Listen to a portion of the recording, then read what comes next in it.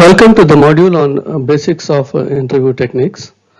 In this series of interview technique modules, we are discussing about some of the typical questions one can get while facing the interviews. Till now, we have covered about the questions related to soil, aggregate, bitumen, GSB, WMM, and concrete. Now we are ready to take up some of the issues related to durability of concrete. So in this particular module, we will be having questions related to durability of concrete. If you have some more questions which are not being covered in this module, you're always welcome to write your question in the comment box so that in the upcoming modules, we will take up those questions to answer for the benefit of the users. What is an interview? An interview is essentially a structured conversation where one participant asks questions and the other provides the answer. So in common parlance, the word interview refers to a one-to-one conversation between an interviewer and an interviewee. The interviews usually takes place face-to-face or in person. In simple words, an interview is a conversation where somebody is trying to get information from another person about their knowledge on a particular subject. The person asking question is the interviewer and the person answering the questions is the interviewee. Researchers use an interview to ask people to find how they feel or what they know about something. Similarly, the industries conduct interviews to select their workforce in order to actually get the work done in the right manners, whether the competency of that particular person who is being selected is fit for that particular job or not. And there are other types like you can have the leaders being interviewed in order to comment or give their opinion on a particular issues. So today we will be talking about especially the corporate interviews where the corporate industries select people to check their competencies on a particular subject and offer them the right position in the industries. As you all know, we are running a series of questions, some possible questions related to quality control department in highways. Started with some material related questions like soil, aggregate and bitumen. Then later we have shifted to the activities like mixtures like GSB material, WMM material and concrete materials. Today we will be talking about the durability aspects of concrete. So the questions related to durability of concrete will be taken care in this particular module. Some of the possible questions in quality control department related to concrete durability are being captured in the first set of questions, like what are the different forms of alkali aggregate reactivity in concrete, what is concrete cancer commonly known as, what is ASR, and what is the effect of supplementary cementitious materials on ASR. So to start with, what are the different forms of alkali aggregate reactivity in concrete? Alkali aggregate reactivity in concrete is commonly formed in two forms. One is alkali silica reaction and the second is alkali carbonate reaction. Alkali silica reaction is more common as the presence of alkalis is widespread, whereas alkali carbonation reaction is not that commonly experienced phenomena.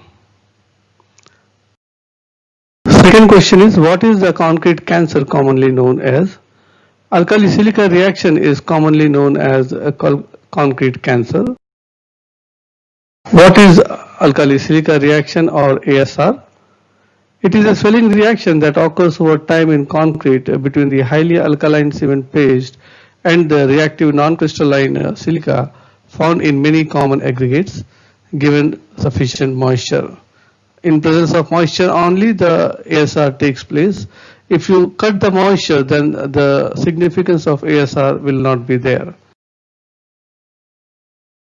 What is the effect of supplementary cementitious materials on ASR or alkali silica reaction?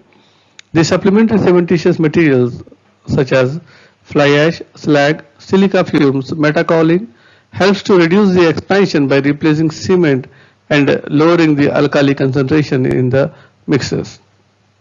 Effective replacements must be determined for specific materials in order to get the optimized results of ASR. Coming to the second set of questions related to concrete durability are: what is carbonation of concrete? What is the effect of carbonation of concrete? What is the mechanism of carbonation of concrete? And how to test the carbonation of concrete? Now, to start with, what is carbonation of concrete? Carbonation of concrete is a process by which carbon dioxide from the air penetrates into the concrete through pores and reacts with calcium hydroxide to form a calcium carbonate.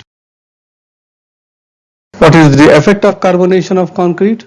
The effect is it reduces the pH of concrete.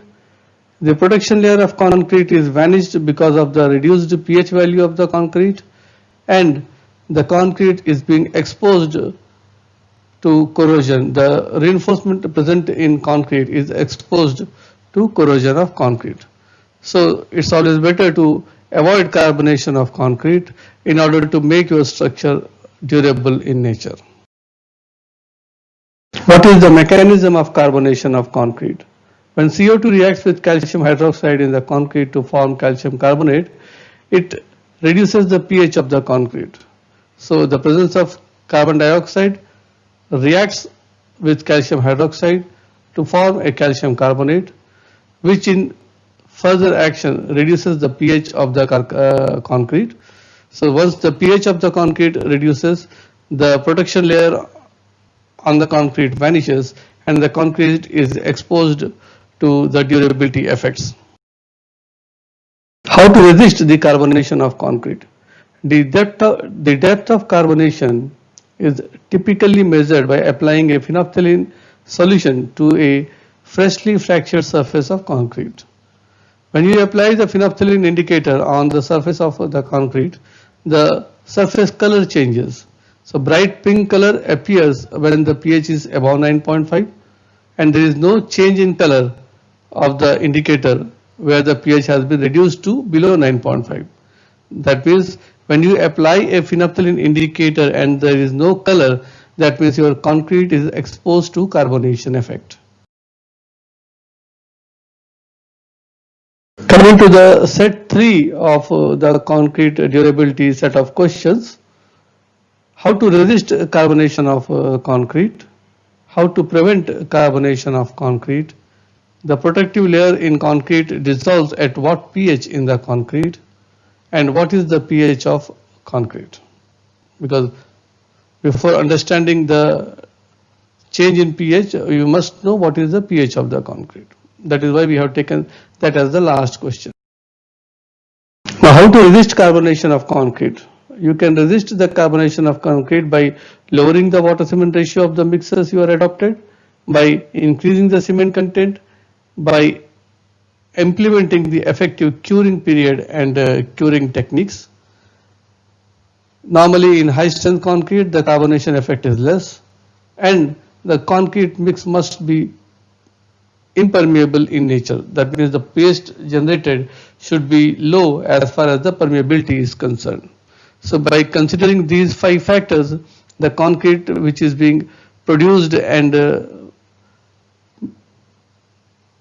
framed as a structure can be resisted for the carbonation effect. How to prevent carbonation of concrete?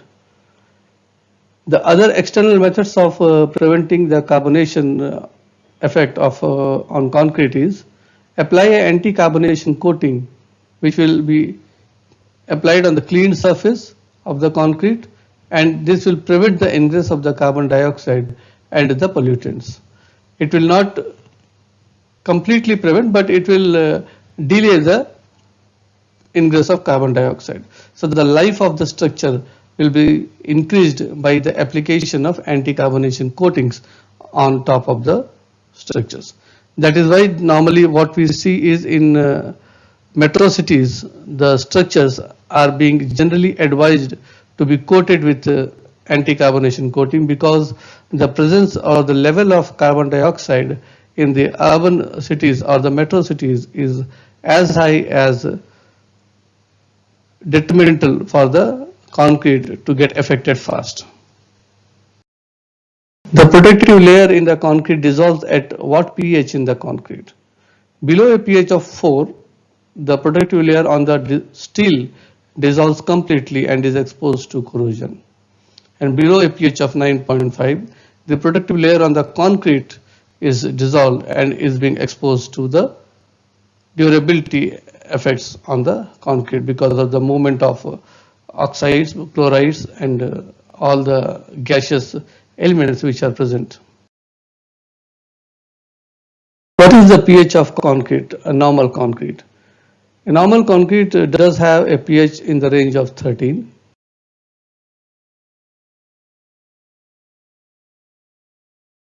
So some of the key points which one should keep in mind while attending the interview in order to make their interviews a success is they have to be confident while appearing for an interview. They should have the intelligence in control. They should be vigilant enough to understand the questions and answer them accordingly. They have to be innovative, like if they're stuck in somewhere, they should know how they have to come out of that situation. And then the answers must be logical so that while answering they should be feel confident and satisfied, and at the same time even the interviewer also has the same feeling.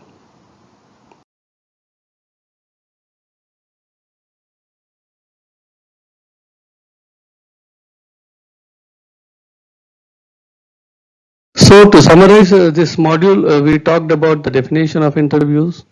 We talked about the possible interview questions related to QAQC department in concrete durability aspects.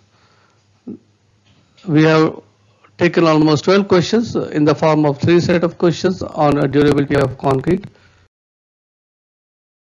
In the next module, we will have some more possible questions related to QAQC in concrete, and possibly you might get some of the questions which are not cleared in these modules. So if you have some questions which are unanswered, then you can post those questions in the comment box, and make sure that those questions will be taken up in the upcoming modules.